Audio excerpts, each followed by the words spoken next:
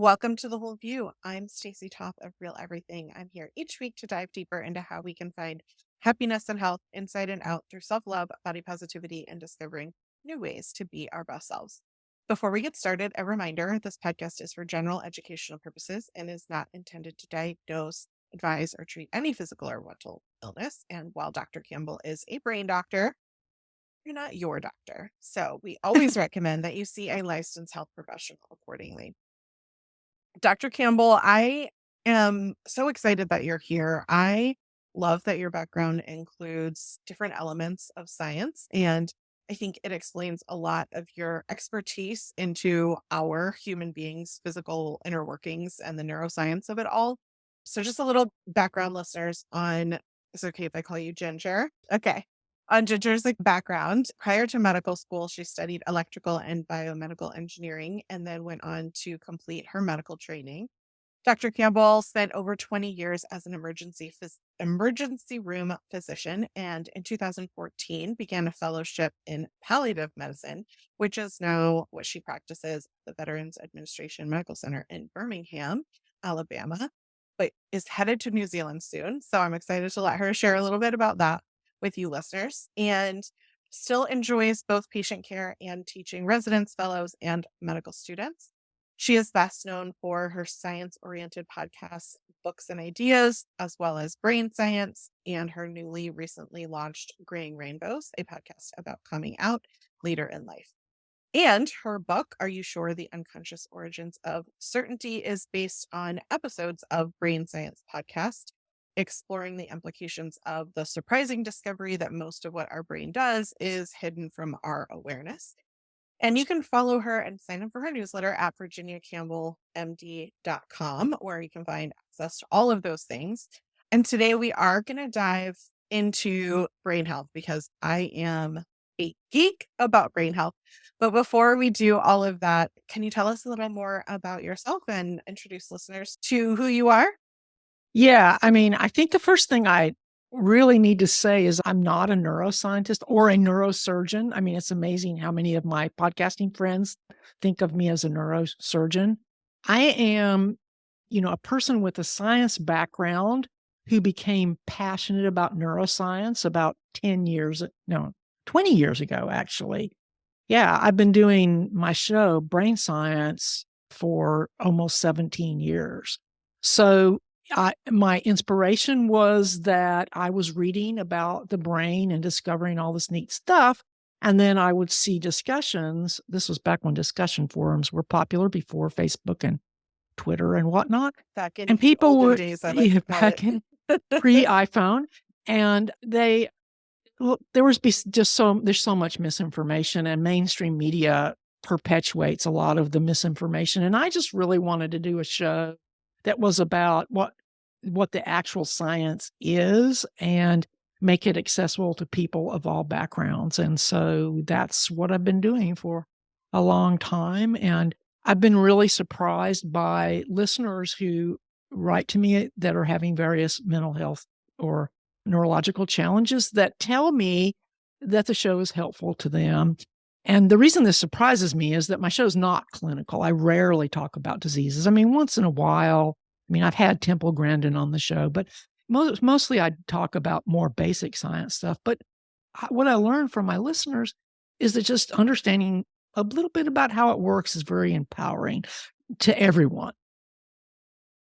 I wholeheartedly agree. And I think education is the key to everything in life. And so I'm excited that you're here to kind of share some of that wisdom with us today. And in preparing for the show, you and I were discussing lots of ideas, mostly because we're both geeks about this topic, I Mhm. think. And I mentioned to you before we started the show, have a very neurodiverse house. I have ADHD, AD, and ASD in my home, as well as PTSD. And for listeners, if you don't know what all those initials are, that's okay. But it means that brain function is really important to my ability to be a good parent or a good partner. Like, I need to understand that somebody else's brain doesn't work the same way as mine. And that doesn't mean that they're not capable of a lot of things, just it looks different than how mine looks, my actions or thought process might be. And so I thought maybe we could just start with an overview of some brain basics, like what is it truly doing for us? We hear so often that there are portions of our brain that we're not accessing and like these kinds of things. And I think to your point, a lot of us are just like, what is going on up in my head? How is it working? So if maybe you could just give like a little overview to lay the groundwork for us. Okay.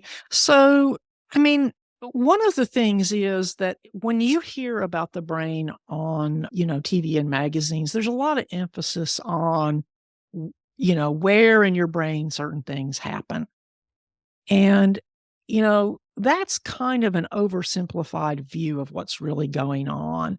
Because although in the 1800s, we started to discover that, brain damage to certain places caused certain problems like language loss and whatnot.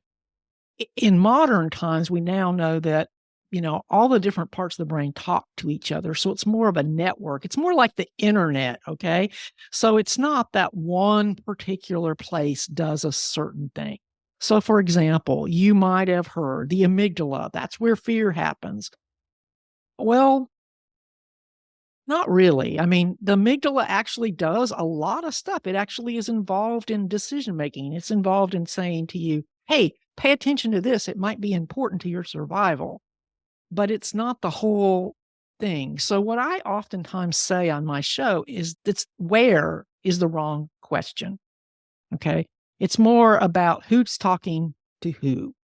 So, if you hear someone say this part of your brain does X, stop and ask, is that true? Now, there are places where that's more or less true, like the sensory parts of the brain, right? Where, like, say, vision is being processed.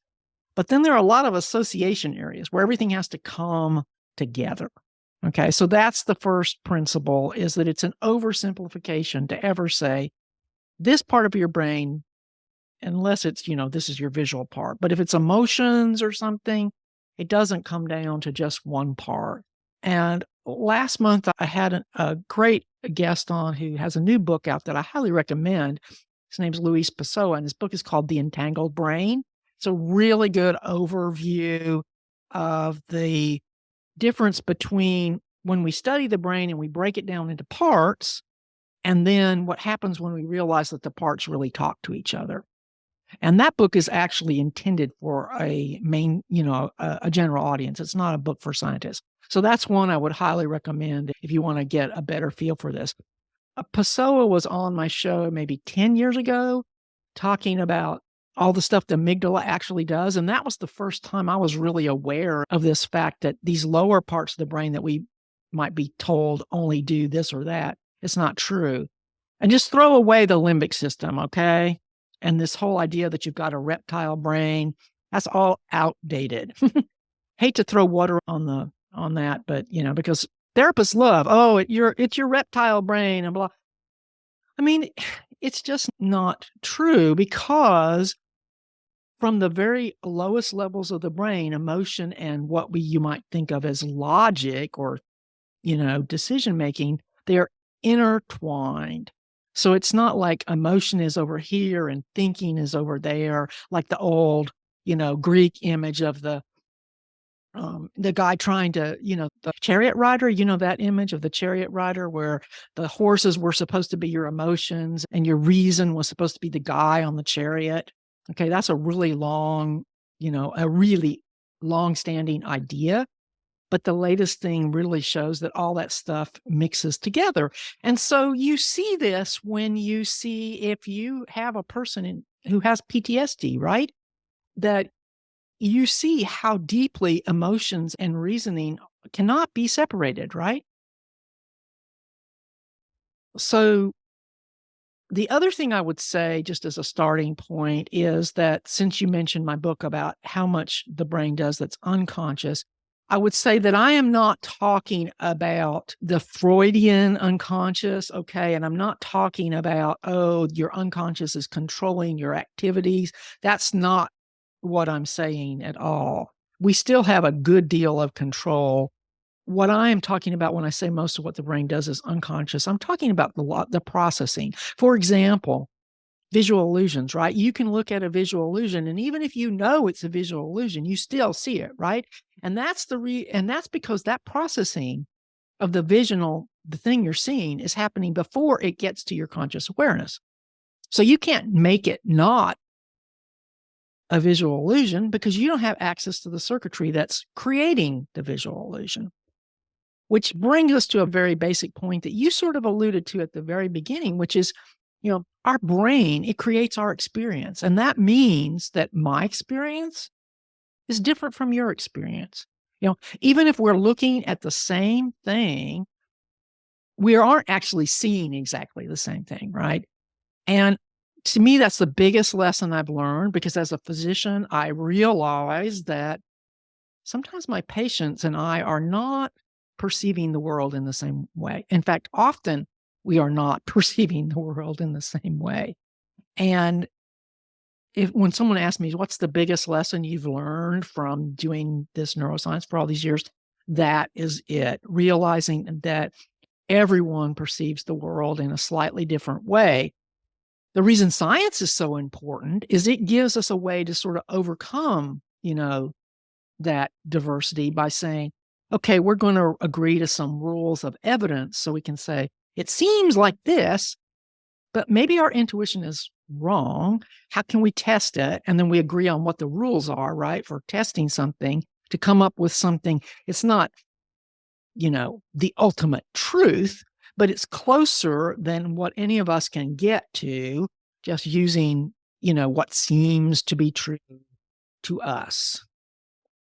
I think that is really helpful for a lot of people to kind of understand. And what came to mind for me when you were talking about it is the viral image that went around the internet a couple of years ago. And it was like, what color is the dress?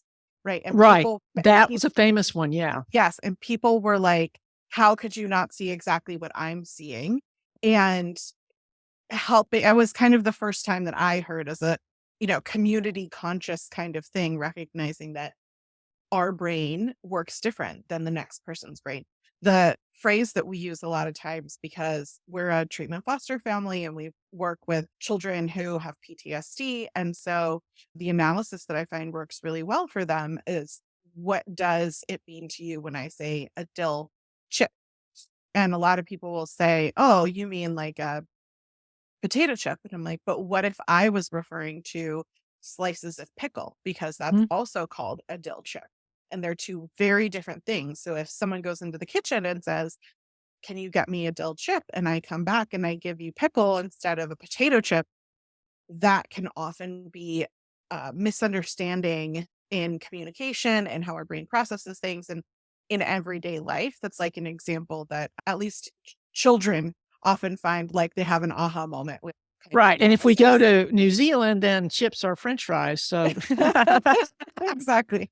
Yeah. So I think I am interested in talking more about the amygdala. I know you mentioned that when you were kind of going over things, and because of the trauma trainings that I've taken, it is definitely a central focus in what we learn in terms of, how, especially in children, the brain develops based on how the amygdala is triggered. So can you talk a little more about what you found to be relevant in both the work that you do and the ER? I'm sure lots of people, including yourself, have been through trauma just being in the ER, but then also in the studies that you do on the brain. well, the thing is, these studies are done at very different levels. And so there are people, not me, but researchers working on the fear conditioning that involves the amygdala. And they're doing a lot of, very promising work. They work a lot with mice and rats, and they're doing a lot of very promising work that looks like it can be reprogrammed, you might say, so that things that were once that triggered a very traumatic, effect are almost like forgotten. It's like, and it's not my area of research. So all I can say is that there's very promising work being done in this field. So I don't want to say, oh, the amygdala doesn't matter, but I do think it's important, just to put it into the perspective of, it's not the whole picture. I mean, for example, cognitive behavioral therapy, which is probably the best validated mental health treatment method that we currently have, does not depend on trying to target a part of your brain, right? It depends on teaching you to think differently and say, okay, when this happens and I feel this way, I can teach myself to say, I have some control. You don't have control of your initial emotion, right? But then you can look at how you're feeling. And this is true for people even who are neurotypical. Anybody who's tried to meditate knows that, thoughts pop in, and then you can decide whether you're following them off or not. So cognitive behavioral therapy is about teaching people, the idea of reframing, which is, okay, I know that this thing is a trigger for my trauma, but I know that now I'm in a safe place. I can move forward. And I think this is very important because it says you are not helpless. You are not helpless. You are not a victim of your brain. This is, I think, the most important thing I would say to anyone who is facing a mental health challenge. I mean, some of the imagery that we currently use is actually disempowering, because if you think that what you have is a brain disease, right, it makes it sound like it's something you have no control over. And there are brain diseases you have no control over. Like if you have Alzheimer's disease, you can't control the fact that your brain's degenerating. If you have Parkinson's disease, you can't control that.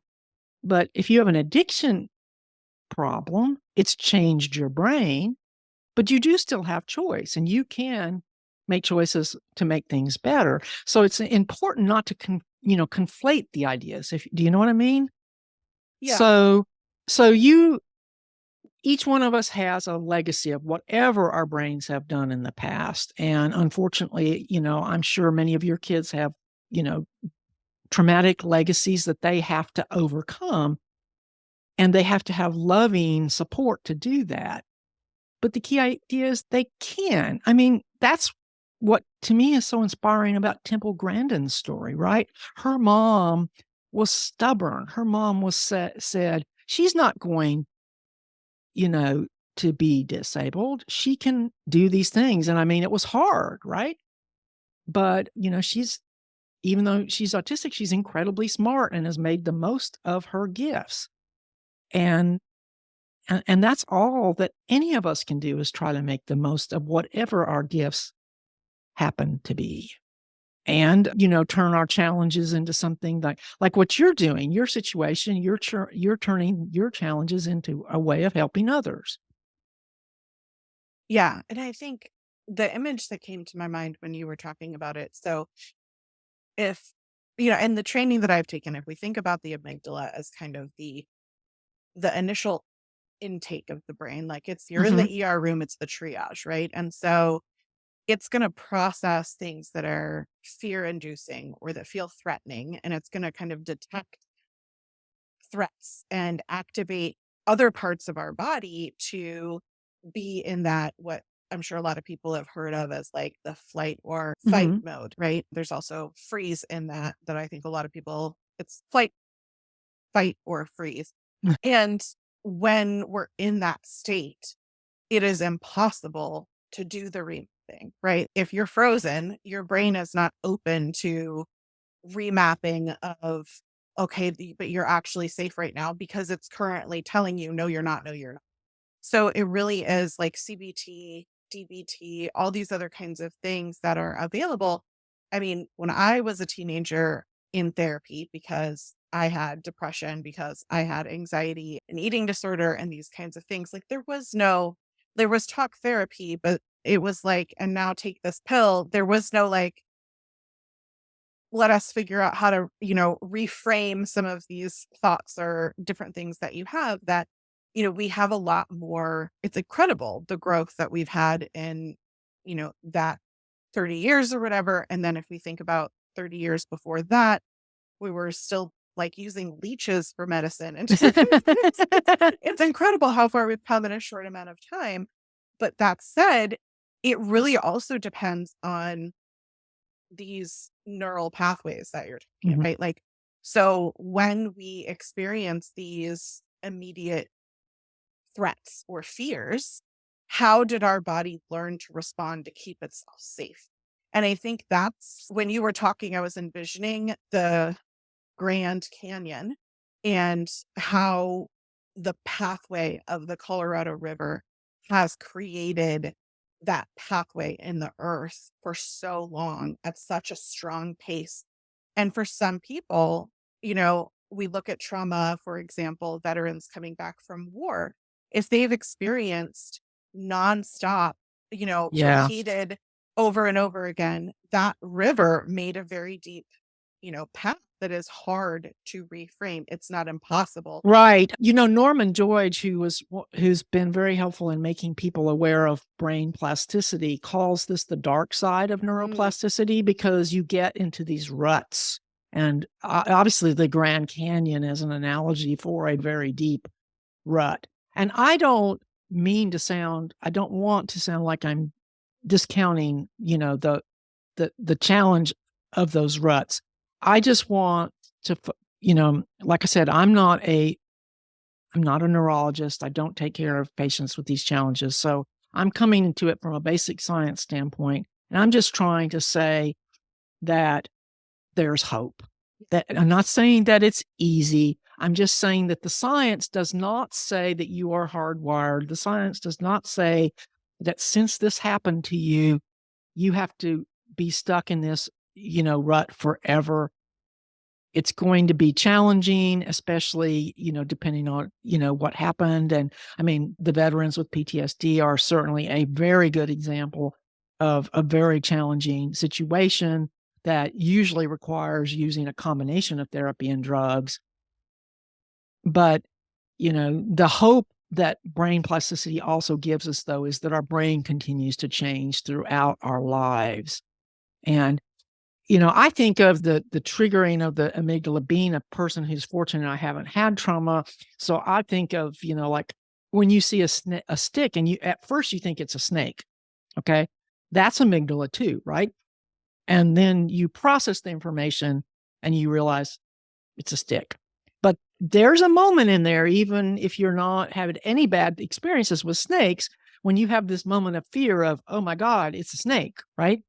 So, I mean, you know, I've mentioned this because that is the normal response. The reason why our amygdala does what it does is to make sure that we pay attention right away. And the people who had that trigger, had kids. And so we have inherited that tendency. And then, you know, but if you get, like you said, into that Grand Canyon rut of going down a deep hole every time something happens, and I have a niece who has severe anxiety disorder. And, I'm just trying to sort of get her interested in, trying meditation because right now she's just, oh, I don't feel good. I'm going to go hide in the bedroom. So I have immense respect for what you do. well, thanks. And I mean, I think we're all doing it, right? And I think to the credit of listeners as well, gives us an opportunity to be open to understanding where someone else's mindset might be. I know for me, I went from being a very assumptive, judgmental person, not about children, but later in life, I kind of assumed the worst of a lot of people and learning more about the brain and how we develop these neural pathways, we develop these maladaptive coping skills because of what we were exposed to. And I think when we say trauma, for me, I think everyone has their own trauma. You said you didn't have trauma, and I think, that doesn't mean that you didn't have a family that loved you or whatever preconceived notions might be.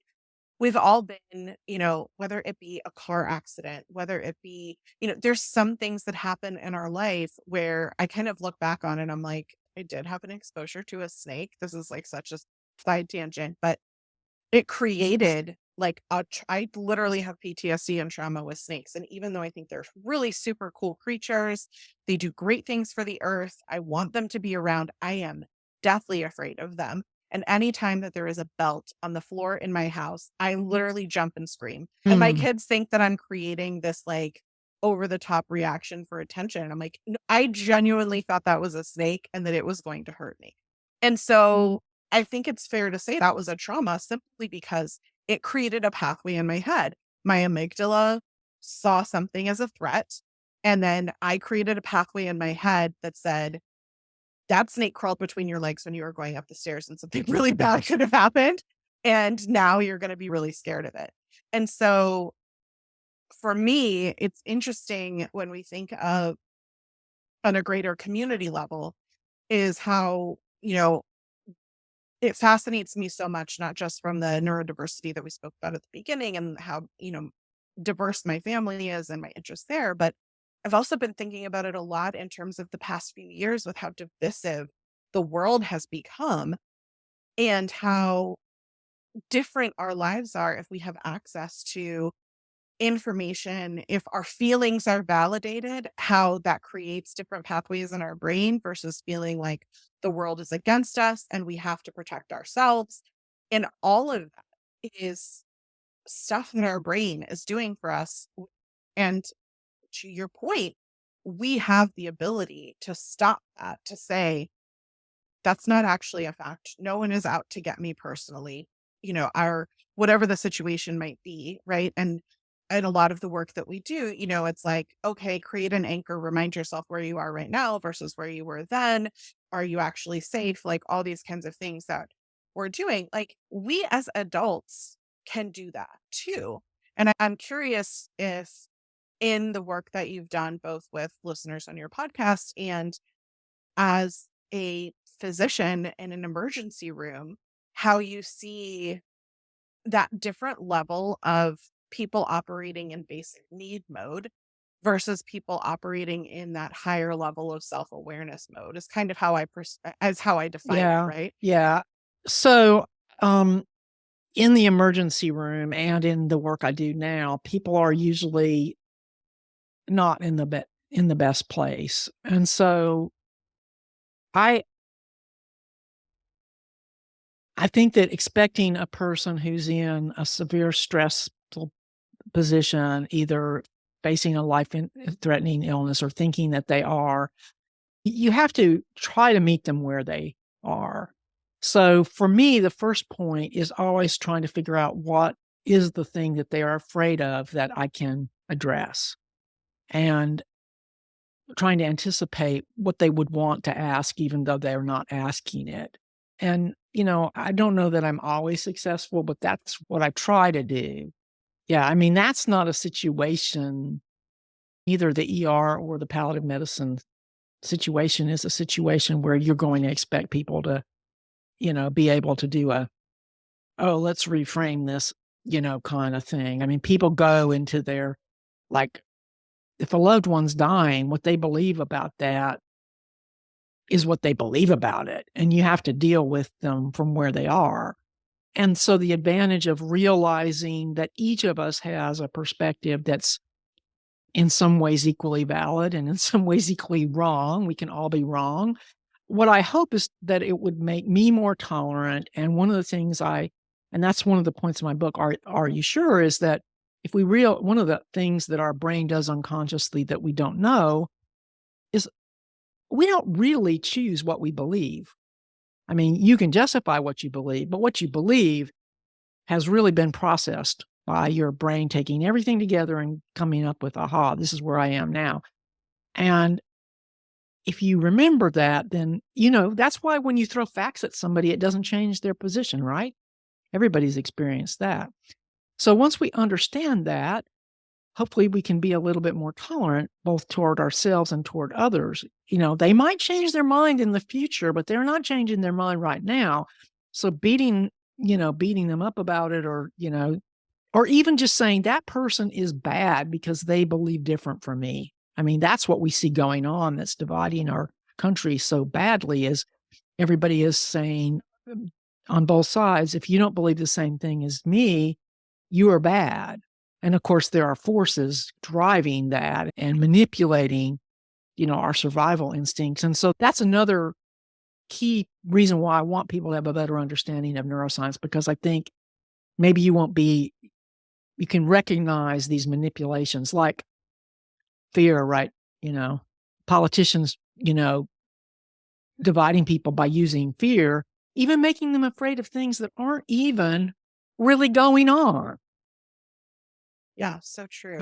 And I think it reminded me of how Brene Brown phrases it, which is she says, "What's the story that you're telling yourself?" Right? Like we could both hear the same thing, and my interpretation of what you're saying versus yours could be very different. And so being able to sometimes catch yourself or help someone else if you realize like, oh, you're talking to someone and everything's going great. And then all of a sudden you see their body language change and their, eyes Mhm. glaze over and they're going someplace else, right? They're tuning out to something that felt unsafe to them instead of my previous response to something like that would have been to get defensive myself. Like, well, I didn't do anything wrong. I didn't make you do whatever. And so now my response is like, hey, I see that something just happened. Like, can you help me understand what just happened?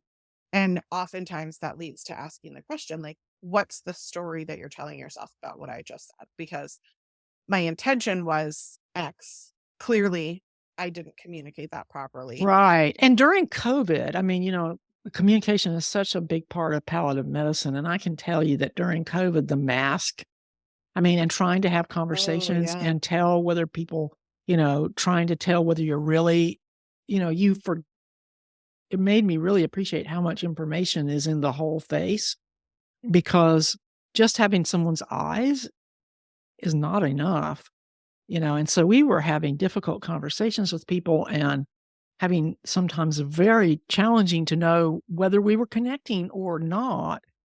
In some ways, it was one of the hardest things. And I think everyone learned something from COVID. And one of those, if you didn't already know it, is, we're wired to be social, right? We're wired to be social. And so, kids that were not going to school, even though they didn't think they liked school, were, miserable. And because they, underestimate the importance of just being with other people.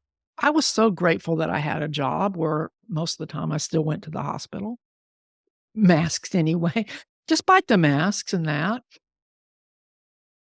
But also how stressful that job was for so many people who had like my husband was an essential worker. It was this duality of, yes, I'm grateful that I get outside of the house and that, I'm around people, but also to medical professionals, especially like the risk and stress of that and dealing with, people who are dying or, different kinds of things was its own, again, I would argue trauma for you and for all medical professionals, right? Like that's something you have Yeah, to process. ironically, I think it was harder on the non-palliative doctors, right? Mm. Because, they're used to the idea that their patients are never supposed to die, even though people do.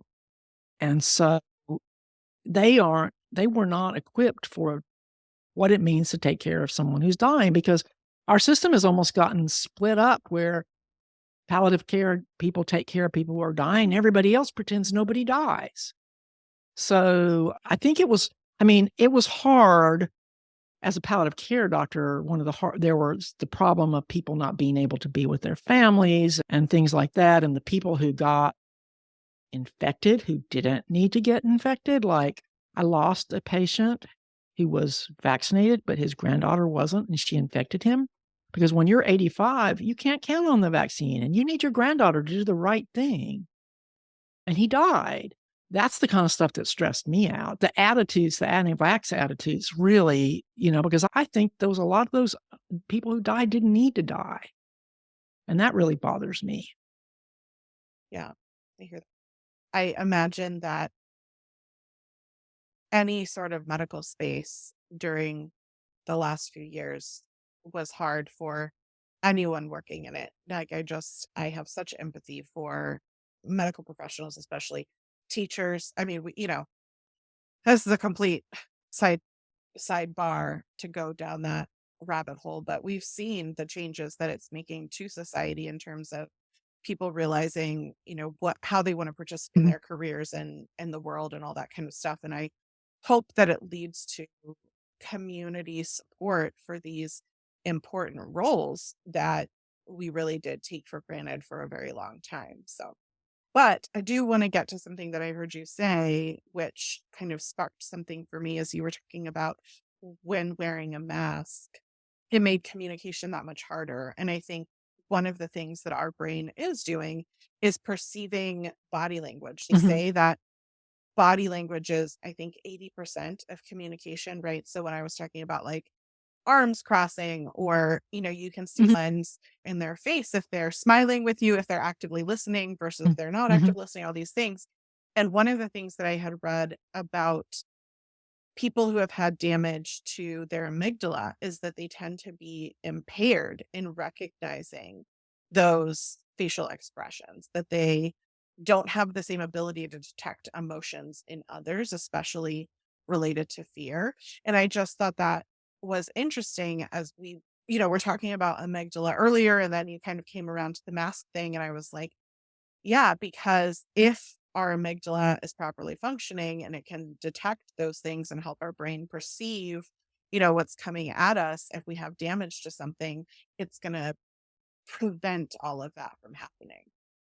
Yeah, and I think, that there's probably several other key areas of the brain involved in the facial recognition, I mean, expression recognition and body language, recognition parts. I doubt that it's just the amygdala, but, like I said, I'm kind of an anti-where person, as in where, the question where.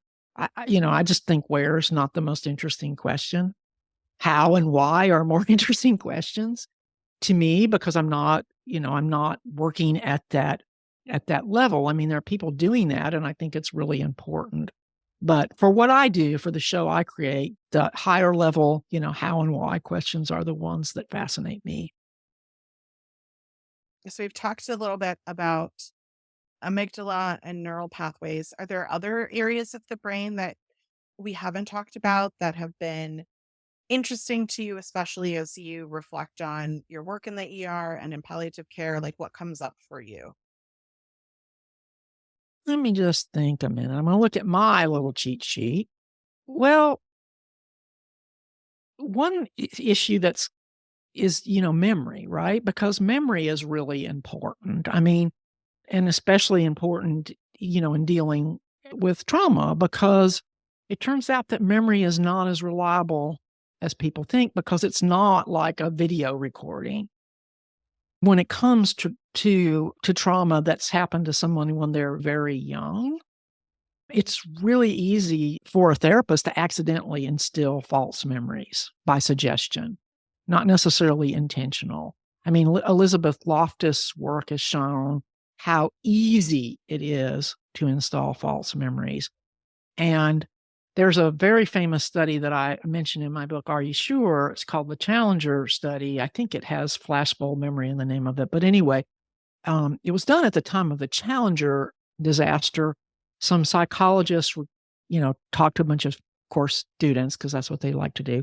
And they asked them, to write down, what they were doing, how they felt and everything when they either saw or heard about the Challenger disaster. And then because that was one of those memories that everyone assumes will be very accurate. Okay. That's an idea. Flashbulb memory, very accurate. Well, they re-interviewed them a couple years later, and only about 25% of them gave accounts that matched what they had written.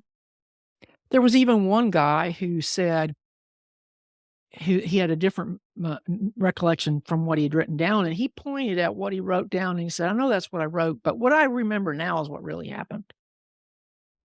And the reason for this is that the purpose of memory is not necessarily to be an accurate account, it's survival, right? So stuff gets added. And also, every time you remember something, your brain basically recreates the memory. It throws in new stuff, and you cannot tell the difference. You can't tell what got thrown in.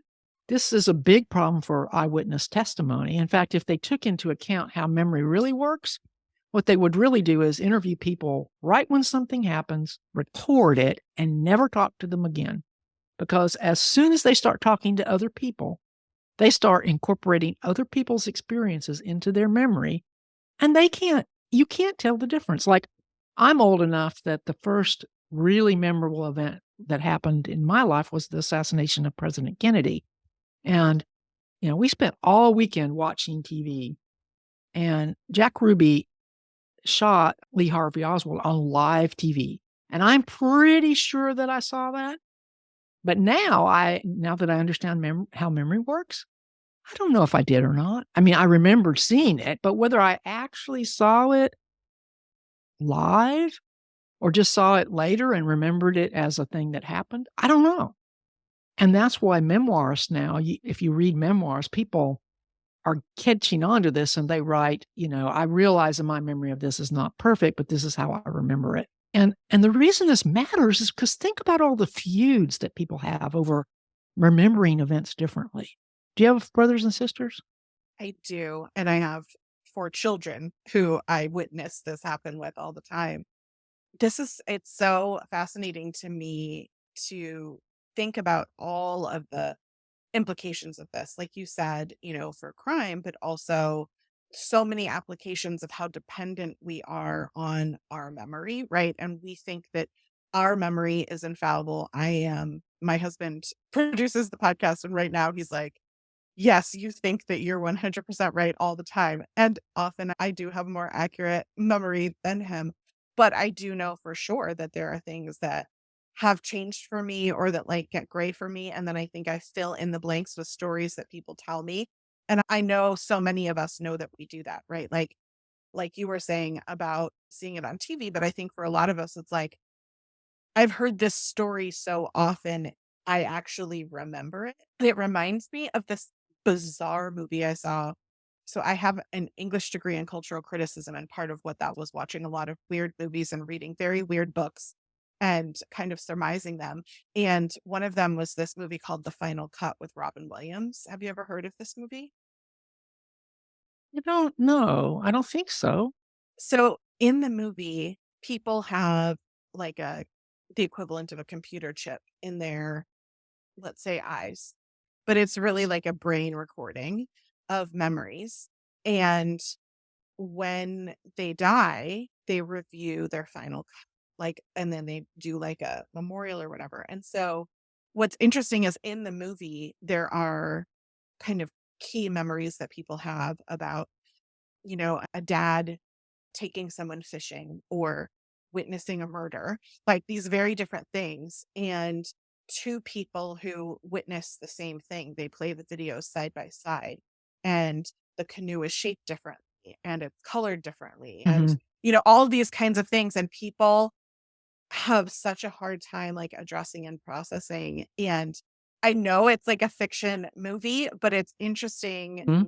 compare some of the science that we know now is happening in our brain to that's kind of how it's actually happening, right? Right. And we have to make space for me, one of the things that I'm working on doing is reminding myself that like everyone's perception of their own reality is valid. Like it's not my job to say you're wrong, your memory is wrong, your belief is wrong, any of these things. Instead, to work on saying like I hear that is what you remember, and and I have my own memory that's different, and both of our feelings around both of these things can be true. It's not one or the other. And I think Right. we have to learn that it's not just about the facts, it's also about the feelings. And when you were talking about people arguing about things, about their beliefs or who's right or who's wrong or who's bad or who's good or all these things, like if we had a little more empathy for feelings that people are having versus like arguing about the color of the canoe, I Right. think it it changes how we would behave individually and as a society. Absolutely, absolutely. Yeah. Okay, well, I always like to leave listeners with something positive, something actionable that they can take forward today and do to improve their life in some sort of way. And I would love to hear your ideas based on whether it's your work in the ER or in palliative care or in working with listeners on brain sense or we haven't talked about it, but your podcast about coming out later in life, like what is something that someone can take after hearing us talk today and actually do Well, something? take a walk. I mean, it's actually been shown that, regular walking makes your hippocampus grow, and, that's the memory part of your brain. So if you're concerned about your brain health, the number one thing you can do is exercise, and it doesn't have to be anything crazy. It can be as simple as walking. I love And, it. it's great for mood once you can get over the hump if you're a non-exerciser. It's a very simple, excellent idea. And listeners, if you're driving a car, don't don't take a walk now, but maybe schedule it to your day. Park a little bit further away from where you work. Yes, such a good idea. Well, Dr. Campbell, Ginger, thank you so much for being here today. And listeners, if you'd like to keep in touch, I want to remind you you can follow at brainsciencepodcast.com. Yeah.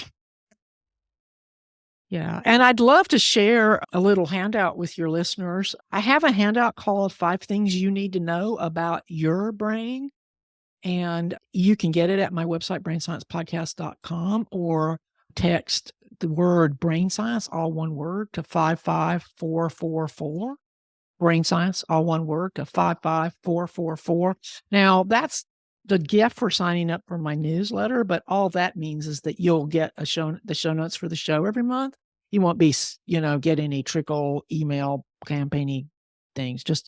And you can always unsubscribe. But once a month, I only do a show once a month. So I like to have people get the show notes automatically so they don't forget that it's out. But I'd like to share that with your listeners. And you can find Dr. Campbell's book, Are You Sure? The Unconscious Origins of Certainty, at the show notes as well. I'll put a link there. Will they be able to find that at local booksellers, or where could they find that book? Mostly online. You can get it in paperback, but you do need to order it online, like Amazon, Barnes and Noble, all those kind of places. Okay, great. So we'll put a link in the show notes for you there, listeners. And if you would prefer to get the shows delivered to your inbox ad free, you can sign up at patreon.com/the whole view, which is a great way to support the show that we create and produce ourselves. But so is leaving a review and hitting the follow or subscribe button in the podcast app that you're using so that others can find us as well. And as I mentioned, we put a list of resources in those show notes for you at realeverything.com. I want to thank you, listeners, for tuning in today. We appreciate your willingness to be open to growth through your own personal changes. No one is perfect, but in listening, learning, and unlearning, we can become better versions of ourselves. Dr. Campbell, thank you so much for being here. It was lovely to chat with you. Thank you, Stacy.